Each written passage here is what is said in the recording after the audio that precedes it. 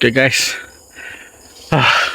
daripada luar masuk sampai sini dengan imam kita, Imam Isa, Imam Rusdi. Kita masuk ke sini 100 meter Sat. 100 meter, tengok muka saya macam mana. Penat. Dan bukan kita habis sini je. Ni adalah starting kaki dia sebelum kita naik atas. Atas dia, jarak dia ni, tali ni kita akan naik dengan tali. Dulu tak ada. Ustaz kata dulu tak ada tali. Sekarang dah ada tali. Jarak daripada sini nak naik atas 300 meter. Nampak macam dekat 300 meter tu. Tapi korang tengok sendiri jalan dia.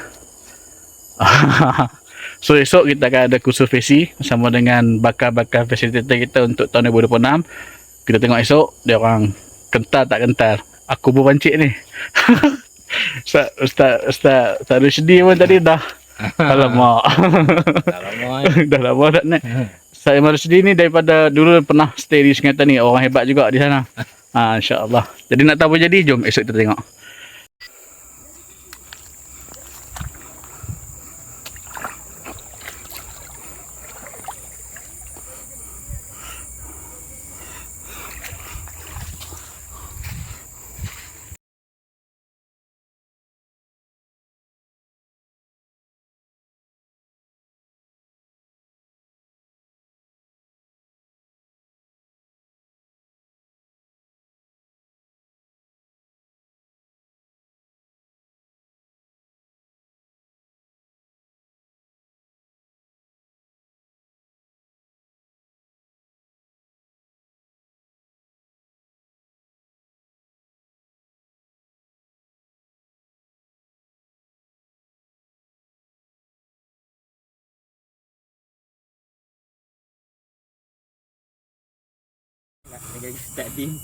Ayam macam tiap-tiap video. Oh ya.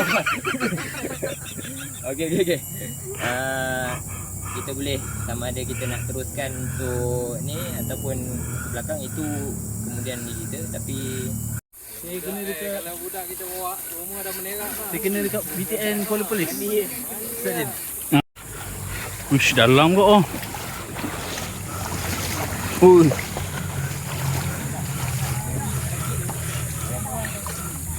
Ni sungai.